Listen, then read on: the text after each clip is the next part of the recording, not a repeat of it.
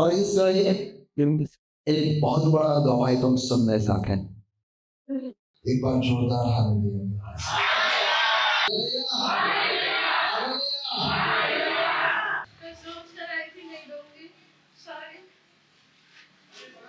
ये खुशी का आंसू है। सबको जय मसीह। और सबसे पहले थैंक्स टू गॉड कि मेरे यहाँ तक लेकर आया, क्योंकि डॉक्टरों ने जो बोला था उसके बाद शायद मैं आज आप लोग के पास आ पाती। अगर उनकी बोली गई बात सही होती तो, लेकिन डॉक्टर के बोले गए बात को मैं परित्यक्त कर मैंने सिर्फ परमेश्वर पे भरोसा किया। मैं दिन रात से सब धार्मिक लोगों की बातें पकड़ी गई। मैं आज भी आपको यही बोलूंगी कि आप सब धार्मिक लोगों की बातों को पकड़िए। पास्टर ने मुझे बोला, सिस्टर वचन में लिखा है कि आप जीवित रहेंगे, आप मरेंगे नहीं। सिस्टर ने बोला, कभी भी किसी बीमारी को एक्सेप्ट मत करना। मैं इसलिए आप बीमारी का नाम नहीं लूंगी, बस इतना चाहिए कि मेरा जो जीवन है सिर्फ परमेश्वर का दिया हुआ है। मैं लोग कह रहे हैं केवल लेने के बाद लोग बिस्तर पर बढ़ जाते हैं, मैं नहीं पढ़ी। मैं केवल को परमेश्वर का लहू करके ग्रहण करती थी। जब मैं केवल लेने जाती थी मैं अपने हस्बैंड को बोलती थी प्रेयर करो, वो प्रेयर करते थे, हम दोनों मिलकर हाथ को लेके प्रेयर करते थे और वो यही बोलते थे कि ये जो केवल से शरीर में जाएगा है, ये जब कोई दवाई नहीं, ये आपका लहू है और इसको इतना सारी हार्म नहीं करेगा। और देखिए मुझे इतना सारी हार्म नहीं हुआ है। बहुत सुखी हुई। और इसका दूसरा डॉक्टर है जो जिनकी केबिन में हम दोनों घुसते हैं तो हमें लोग पेशेंट को हटाएंगे। जब हम दोनों केबिन में घुसते हैं डॉक्टर कह रहे पेशेंट डालना है, पेशेंट को डाल के अब ऐसा है कि डॉक्टर ने मुझे बड़ा ऑपरेशन करना पड़ेगा। मैं दुनिया की बातों पे आ गई, हाँ ऑपरेशन है, करना पड़ेगा, इसका एक ही लास्ट ऑपरेशन करना पड़ेगा। सारे ने बोला, हस्बैंड ने समझाया, घर के लोगों ने समझाया। मेरा दिल, मैं अपने मन से हाँ ठीक है रेडी हूँ, लेकिन मैं दिन बात सोती थी। मैं कीमो लेने के बाद मेरे शरीर से मतलब थोड़ा सा भी सेहत नहीं गया था, लेकिन वो एक होता है डॉक्टर ने मुझे पूरा ऑपरेशन करना है और जो मैं घर में अपने आप को तैयार करके ऑपरेशन कर लिया ऊपरी मन से, वो मेरे लिए बहुत कठिन था। उसमें बहुत मतलब मेरा स्ट्रेंथ भी चला गया, मेरी हिम्मत भी चली गई, लेकिन मैं जानती थी परमेश्वर मेरे को नहीं छोड़े। वो मेरे दिमाग में बार बार जा रहे थे, हमें प्रार्थना करती थी। पहले तो मैंने प्रभु से बोला, प्रभु सुबह किसी तरह 4 बजे मेरे को उठाइए, मैं वो उठना चाहती हूँ क्योंकि मैं जानती हूँ सुबह की प्रार्थना 4 बजे की प्रार्थना आप मेरा, मैं डायरेक्ट आपसे कांटेक्ट करूँगी। जिस दिन डॉक्टर ने मुझे बोला कि मेरा ऑपरेशन है, उसी रात को मैं ये बोलकर सोई और विश्वास कीजिए आप मेरा, मैं 4 बजे अपने आप उठी हूँ। लगा मुझे किसी ने आवाज किया, मुझे मम्मी आवाज दी, जाकर देखा मम्मी सोई है, हस्बैंड सोए, सारे सोए हैं, लेकिन मैं मुझी, मैं प्रेयर की। मैं उस दिन प्रेयर की और मैंने घुटने में आके प्रेयर किया, क्योंकि मैं जानती घुटने में आगे का मतलब होता है अपने आप को सौंप देना। मैं घुटने में आई, मैं उनको सौंप दी, मेरे प्रभु अब आपकी इच्छा पूरी होगी। मैं आपकी सेवा करना चाहती हूँ, मैं आपका भजन गाना चाहती हूँ, मैं आपके गीत गाना चाहती हूँ। अब मैं देखती हूँ आप कैसे मेरे जरिए आप अपनी सेवा लेंगे और मुझे अपने स्वरूप में आप बनाए हैं, तो मेरे अंदर कोई विकृति नहीं है। मैं हर दिन एक ही बात बोलती थी, मेरे अंदर कोई विकृति नहीं है, कोई मतलब जो उसने कहा था मेरे जीव को काटती थी। तो आप समझ सकते हो कितना पेनफुल है। अगर मेरा जीव कट जाता तो वो कितना पेनफुल होता है। ना मैं खा पाती, ना मैं बोल पाती, ना मेरे लिए मजबूरी निकलने में वो जाके फैमिली के ऊपर कुछ नहीं कर पाती। लेकिन मैंने उनको प्रभु को रखा उस सारे बंदों को, बोला प्रभु किसी तरह से मुझको बचाइए। मैं नहीं चाहती मेरा ऑपरेशन हो, मैं घर वालों के अगेंस्ट नहीं जा सकती, किसी को डिसरिस्पेक्ट नहीं कर सकती, कोई डॉक्टर किसी को भी नहीं। लेकिन मेरी इच्छा यही है कि मैं ऑपरेशन नहीं करना चाहती। मेरे दिमाग में आया 5 तारीख मेरा ऑपरेशन का डेट था, 5 का। मैंने हस्बैंड को बोला आप देखो 5 को कोई भी चमत्कार होगा, ये विश्वास था मुझे, 5 को कुछ तो चमत्कार होगा। मैं हो सकता होती मैं रहूँगा, लेकिन कुछ चमत्कार होगा। और मैं 23 तारीख को डॉक्टर से मुझे मिलने के लिए बुलाया, उन्होंने डेट दिया, सब चीज़ फाइनल कर दिया।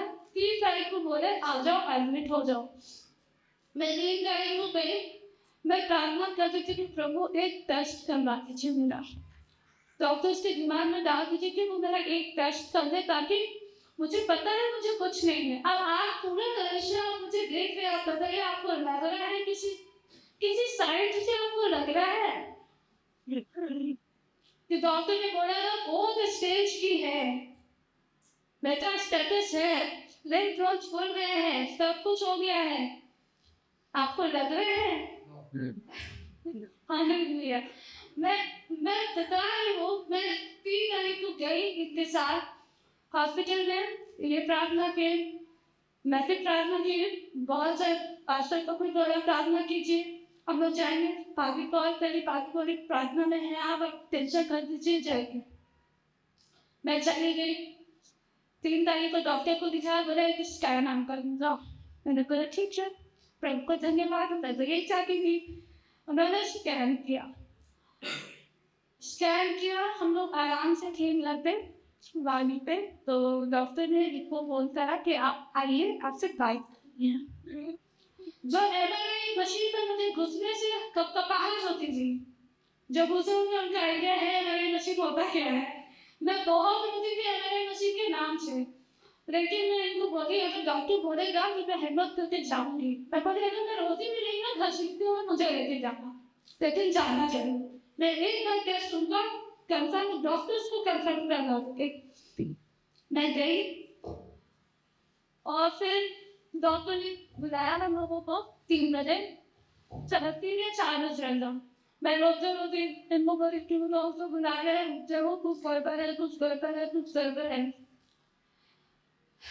जब मैं वहाँ गई, पहले तो मैं बहुत रोती थी, मेरी भाभी को मैंने फोन किया सबसे पहले कि डॉक्टर मेरा ऑपरेशन नहीं करेंगे।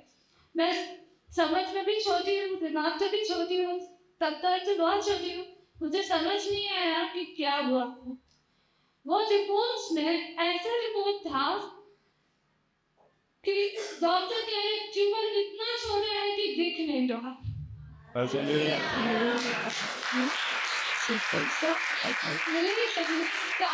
बोल रहे हैं कि हमें जितना आपका पहले का था हमें सब कट करके निकालने हैं, अगर हम वो कट करेंगे तो आपके दोनों ब्रेन्स कट जाएंगे, ब्रेन डेथ होगा। लेकिन हमको ऑपरेशन ही करना पड़ेगा, डॉक्टर ने बोला। फिर उन्होंने एमआरआई चेक किया तो देखा एक तरफ का ज़्यादा इन्वॉल्व है, एक तरफ का कम इन्वॉल्व है। पर हम लोग पैसे गए बहुत हाई रिस्क है, आप दूसरा ओपिनियन दे दीजिए। मैं जानती थी ये प्रभु का ही उपाय है, क्योंकि वो सांसारिक लोग हैं। यस, मुझे पता है इधर कहीं कोई नहीं, कोई परेशानी नहीं है। प्रभु ने तो इतने रिस्क और सब तरह से संपूर्ण अपने स्वरूप में बनाए हैं, मैं उसका जीता जागता गवाह हूँ।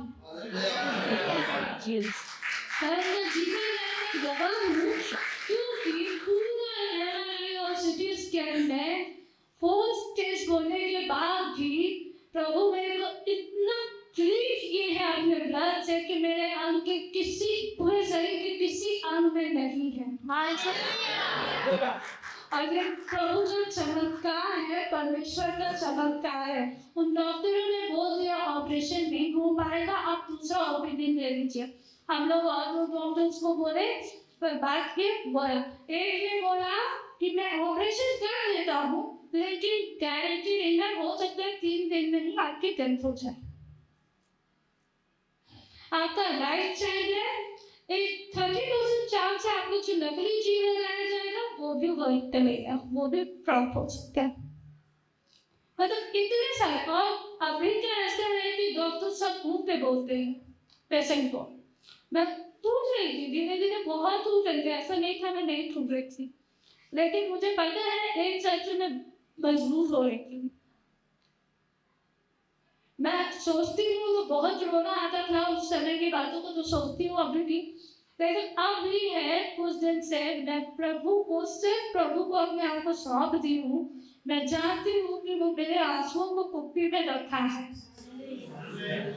जो पुरानी बातें थी मेरी सारी बीत गई, क्योंकि उसका वचन कहता है पुरानी बातें बीत गई, देखो सब रंगीन हो गई। और जो मैं आज हूँ वो मैं एक नई ऋषि हूँ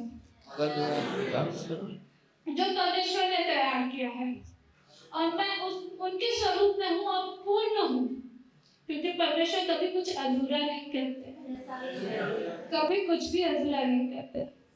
मैंने सोचा था मैं चर्च में आके गवाही दूंगी, जब मैं अजीब करने का राज हो, मैं रो रही मुझे, तो मैं कैसे बोलूंगी, कैसे गवाही दूंगी, को लोग समझ पाएंगे मेरी बात, मैं गाना गाऊंगी लोग समझ पाएंगे, कुछ नहीं होगा। मैं कहूँगी नहीं, मेरा कुछ नहीं, क्योंकि मैं परमेश्वर में हूँ, परमेश्वर अपने स्वरूप में मुझे बनाया है। मैं कोई विकृति एक्सेप्ट नहीं करूँगी, बीमारी जैसे मुझे बोला जाएगा, कभी कोई बीमारी को शरीर पे एक्सेप्ट न करना।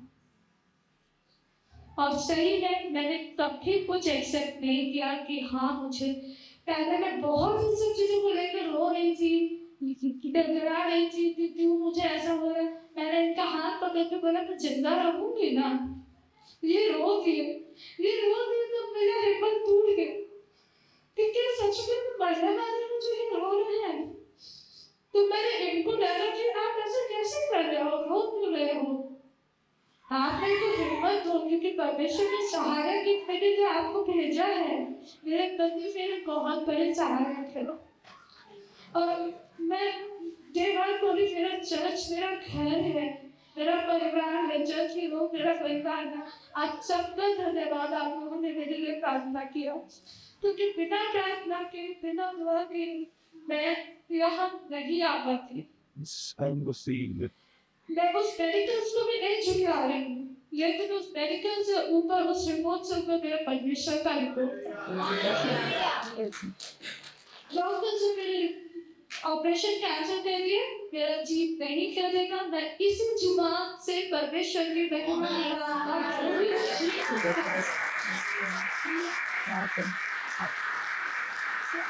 ये वो कहानी है जो मेरे जीवन से उखड़ के समुद्र में जा गिरेगा और वापस नहीं आएगा कभी। मैं आज पूरी कलिसिया के सामने ये अंगीकार करती हूँ कि ये कभी मेरे जीवन में वापस नहीं आएगा। और मैं आज 35 साल की हूँ, और मैं आप सबको विश्वास, परमेश्वर पर विश्वास करने के लिए आग्रह करती हूँ, और उसी विश्वास के द्वारा मैं कहती हूँ कि मैं अपने नाती पोतों को आशीर्वाद देकर चाहूँगी, क्योंकि परमेश्वर ने मुझे इस लायक बनाया, यहाँ लाया, मुझे मौका दिया। मैं बहुत दिन से पास्टर को बोल रही थी, करके गवाही देने से सोची मैं चर्च जाऊंगी, गवाही दूंगी। मैंने पास्टर को फोन किया, पास्टर मैं कल गवाही देना चाहती हूँ, आप बताइए कैसे हो। हाँ आइए सिस्टर गवाही दीजिए। बहुत बहुत धन्यवाद प्रभु को। मैं आप सबको एक बहुत छोटी हूँ, बड़े लोग हैं मेरे यहाँ में बहुत सारे, माफ कीजिएगा। मैं आप सबको बोलना चाहती हूँ, जब सारे रास्ते बंद हो जाते हैं ना, परमेश्वर वहाँ एक अद्भुत तरीके से रास्ता निकालते हैं।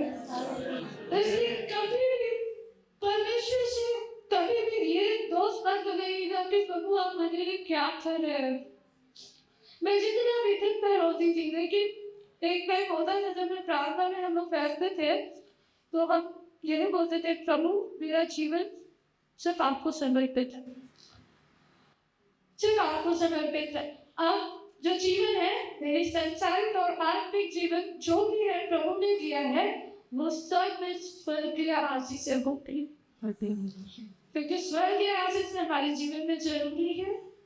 अगर वो है तो कोई बीमारी, कोई दुख, कोई तकलीफ, कोई तकलीफ कुछ नहीं है। और ये मैं अंगीकार करती हूँ, ये मैं घोषणा करती हूँ कि परमेश्वर हमें स्वर्ग के आशीषों से भरे। आप सबको स्वर्गीय आशीषों से भरे। मैंने सबकी एक एक बात पकड़ी थी जिन्होंने मेरे लिए प्रार्थना किया। सबके इंक्लूडिंग विशाली पता नहीं कहाँ है, नहीं जानती। अच्छा उन्होंने मेरे लिए बहुत प्रार्थनाएं करी। फास्टर ने मेरे लिए बहुत प्रार्थनाएं की। दीदी भाभी जब बात होती थी तब प्रार्थना करती थी, पर बहुत परेशान भी करती थी सबको। स्थिति में मेरा मन भारी हो जाता, मैंने सबको बोलते थे मेरे लिए प्रार्थना कीजिए, मेरे लिए प्रार्थना कीजिए। मेरा मन भारी हो रहा था, मेरे को सुनाती थी तो टाइम भी नहीं लेती, तो फोन कर देती हूँ सबको प्रार्थना। मैं बोली मुझे पता है कहीं से कुछ छोड़ रहा हो, धरती जब की प्रार्थना परमेश्वर सुनते हैं। परमेश्वर सुनेंगे, मेरी भी प्रार्थना सुनते हैं। मैं ऐसा नहीं किया कि मेरी प्रार्थना नहीं सुनते, मेरी भी प्रार्थना सुनते हैं, लेकिन धरती जब की प्रार्थना परमेश्वर सुनते हैं। वचन में याकूब ने लिखा है, अपने चर्च के पुण्यों को बुलाओ, प्रार्थना करवाओ, वो तुम्हारे सिर पर तेल भरकर प्रार्थना करेंगे और रोगी चंगे हो जाएंगे। तो आज ये मैं ये कहना चाहती हूँ, आपको कोई भी तकलीफ हो, कभी भी कोई भी परेशानी हो, पास्टर्स को बुला के जरूर प्रेयर करवाइए। आप अनसफल है नहीं प्रेयर कर सकते, आप पास्टर को बुला के जरूर प्रेयर करवाइए। क्योंकि अब मुझे पता चल गया है कि जो मुझे 35 सालों में नहीं पता चला, अब मुझे पता चल गया है कि प्रार्थना में बहुत ताकत है। दुआ बहुत जरूरी है। मैं दुआ से ही ठीक हुई हूँ। आप सबको बहुत बहुत धन्यवाद। परमेश्वर के आधे से लोगों को मेरे सामने रखा है। मैं बहुत ब्लेस्ड हूँ, बहुत ब्लेस्ड, बहुत ब्लेस्ड हूँ। प्रभु का धन्यवाद हो। आप सबको प्रभु अच्छे से रहिए, आशीषित करे और आप सबके जीवन में स्वर्ग का राज है।